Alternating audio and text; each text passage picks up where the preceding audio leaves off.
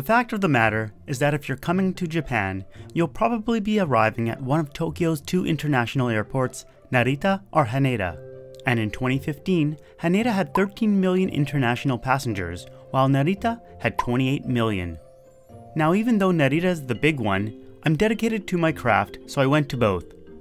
So, you've arrived safely and made it through customs. Welcome! Isn't it exciting? Actually, I find the arrival gates to be the most underwhelming part of either airport. But you know what is exciting? Being on Japanese TV. Excuse me, hello, Japanese TV. この U 覚えてる? You は何しに日本へ? If you're so inclined, just talk with these fine folks. I wasn't so inclined. Now, the first thing you'll need to get sorted is cash, because in Japan, cash is king. From restaurants to ryokans to vending machines, you'll often need cash to get by. And yes, I know this machine accepts IC cards, and I'll show you how to get one. But first, let's get that sweet, sweet yen. Now, this is an instance where I did much more research for you, dear viewer, than I've ever done for any of my family who have visited. Although I did act as their personal currency exchange bank, so don't feel too sad for them. So the simplest and safest suggestion I can give you is to use an international ATM. Luckily, the airport has plenty of these and they're well marked. Outside of the airport, 7-Eleven has 24-hour ATMs that'll do the trick. Since they're virtually everywhere in Japan, you should have no issue. When using an ATM, you'll probably get dinged 2 fees. One is the transaction charge, which is charged by your bank, not the ATM. For major Canadian banks, this is $5, but I know not everyone is from Canada, so definitely double check with your bank. Then there's the exchange rate, which is generally 2.5% above mid-market rates. Mid-market rate is what you'll find if you Google your currency letters like CAD to JPY. So if I were to exchange 1,000 Canadian, I would expect to get charged $5 for the transaction fee and lose $25 on the exchange for a total loss of 3%. But Greg, you say, what about those currency exchange outlets? Look, they're very hit and miss, and you can only easily find them at the airport. How hit and miss? Look at the mid-market rates on Google for USD to JPY, then look at how much this outlet will give you. Okay, not bad, you'll only lose roughly 3%. But then check out this one. Not so great. And that's with USD, which is the closest the world has to a global currency. Look at these Canadian rates. I don't even know what to say, these rates are just horrible. You shouldn't be paying more than 3% above the mid-market rate at any exchange counter. If you are, use the ATM with your debit card if you can. I looked into the credit card option for you, but if you use it at an ATM and get a cash advance, you'll be paying interest right away, even if you overpay your credit card and have credit on it. That being said, using your credit card to buy stuff at stores will give you an okay exchange rate around that 2.5% mark. One thing to note about the ATMs is that the 7-Eleven one says you can only get 100,000 yen at a time, which is probably a daily limit. This is roughly equivalent to 1,000 US dollars. And to be clear, you will get yen out of the ATM, not your own currency.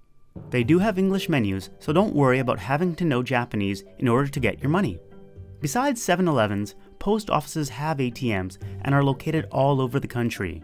They're not going to be 24 hours like 7-Eleven, so do keep that in mind.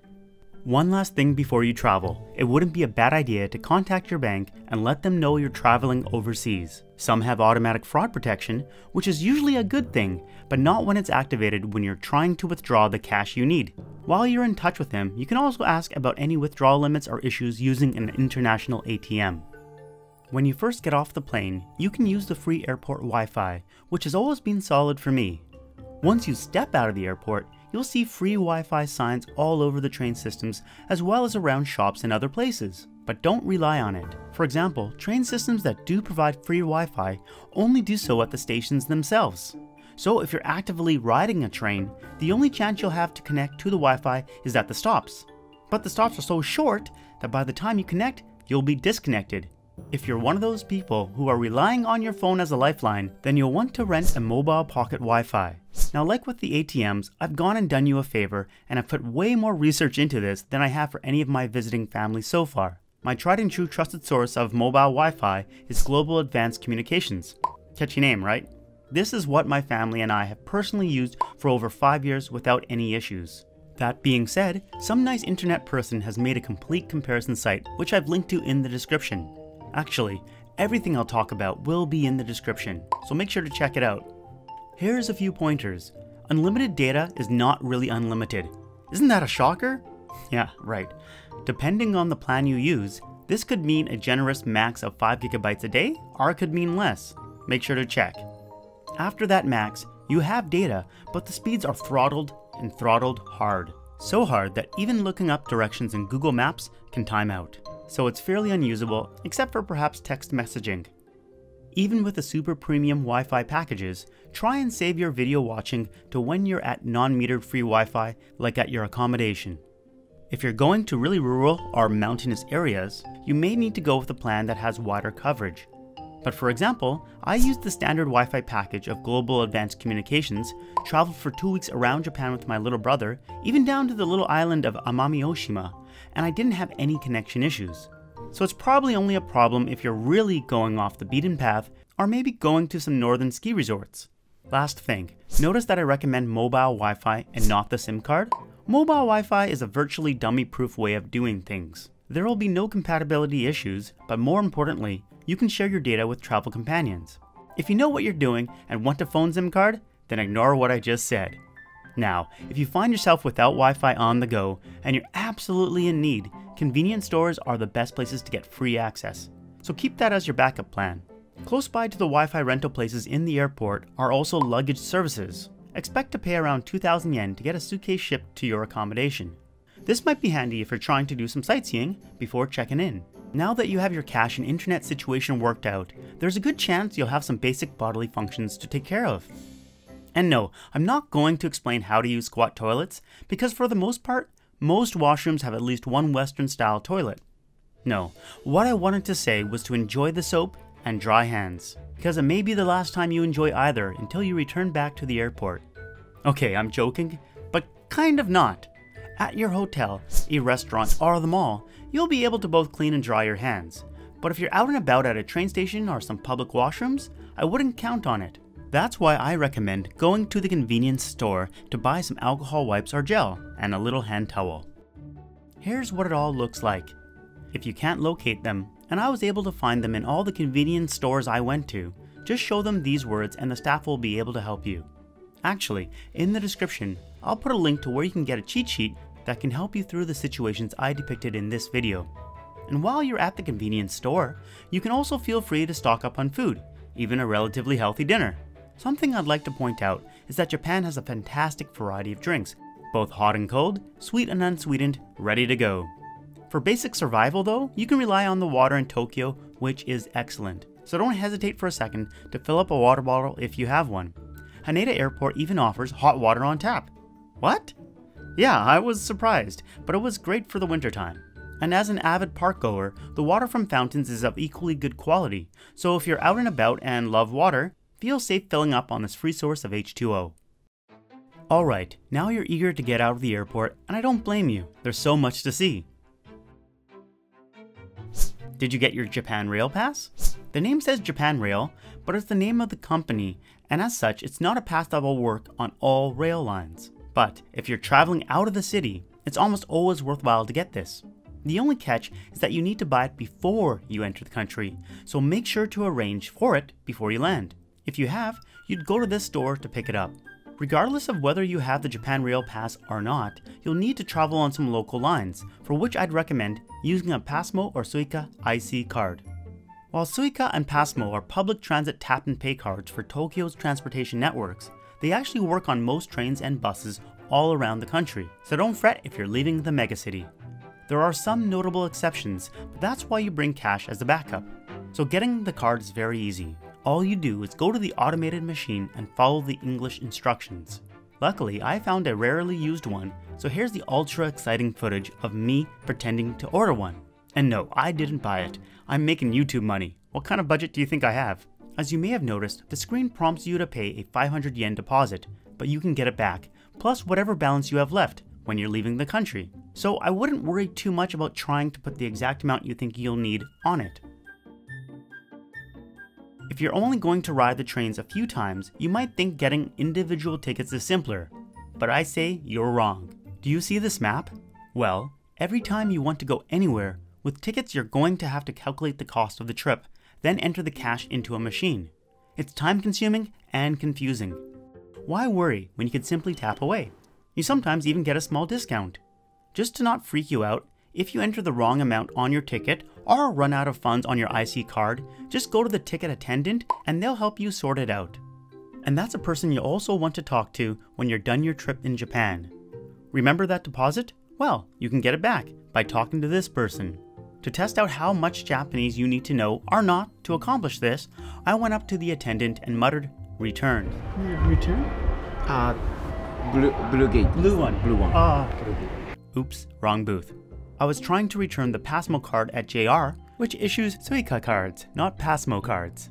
Not a problem though, because at Narita Airport, both lines are right next to each other. So I popped on over to the Keisei side and... Return? Okay.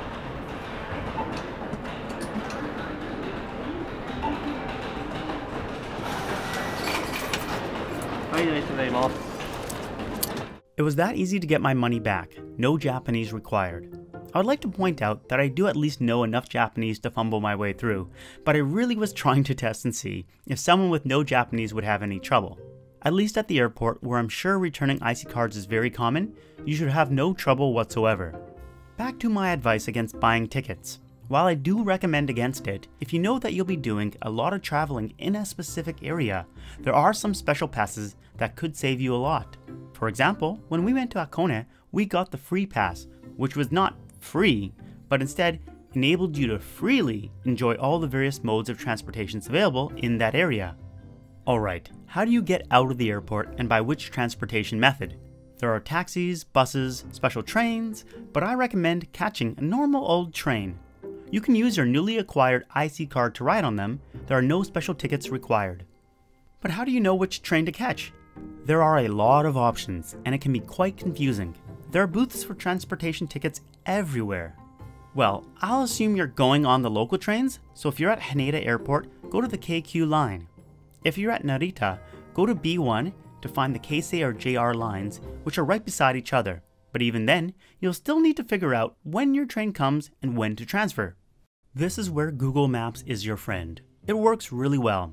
Is it 100% perfect? No. But it's miles ahead of Google Translate. 僕はグレッグです。よろしくお願いします。I'm gorgeous, thank you. I use it all the time and I've never had a major issue. So let's say you're going to a Super Sento. You copy and paste the address in and let it work its magic. It'll tell you exactly how to get there. In general, the challenge won't be knowing the train lines to take, but actually finding the line. Because Tokyo is a massive city with an equally massive rail network, at some stations there can be 20 plus lines and multiple operators. Sometimes you'll also have a station that's run by Tokyo Metro, which is a block away from another station run by JR. So make sure you're not only getting the station name right, but also the operator. But back to Google Maps.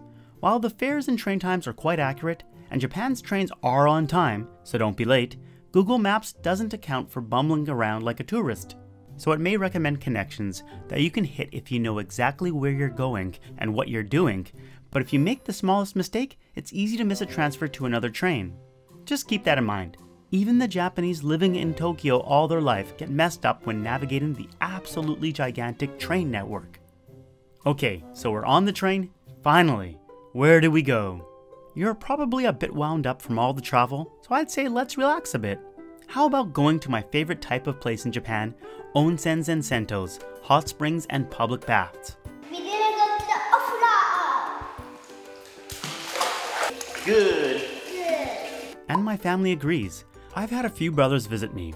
When one of them visited, I didn't take him to a sento on his first day. After he discovered the joy of them, he was quite upset. So when another brother came to visit, that's where he went a few hours after arrival, and he said it was the perfect thing after a long flight. So go to a Super Sento or onsen, take a soak, and grab a bite to eat. If you're coming from Narita, I'll even recommend this one along the way. And just because I'm committed to this video, I not only physically went to the onsen, but I also bought the tickets and went in. Just for you. Since this is Japan, you need to take off your shoes and put it in this locker, securing it with your 100 yen coin that you will get back. What I quickly noticed is that there is absolutely no English in this joint. They have automated ticket machines, which I'll show you how to get through. The first is asking whether you're a member or not. So while you usually want to say hi, which is yes in Japanese when mashing your way through things, in this case, hit the iie button. It takes a solid press, don't judge me. Then you have to pick what service you want. Pick the one in dead center, which is entering a bath ticket. And no, you're not done. Now you need to pick what kind of bather you are. I got the adult ticket, and then I put the money in. And then I confirmed. Out popped my ticket and change. Oh no, I forgot the towels. Most places don't come with them. So then you go and get the towel. And confirm. And pick up the ticket. This is where you'd take the ticket to the staff at the counter and go in.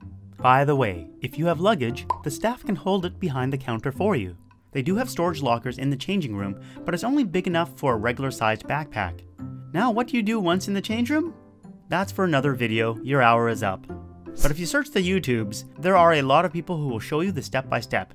Everything I've presented so far, you can kind of get by without any Japanese. If there is one word I'll teach you though, it's sumimasen or suimasen. It can mean excuse me, sorry, and thanks, depending on the context. Okay, if you're wondering about how to survive the next 23 hours, please let me know what kind of things you'd like to try and survive. I have my own ideas, but I'm curious as to what your biggest concerns may be. Thanks for watching. See you next time. Bye.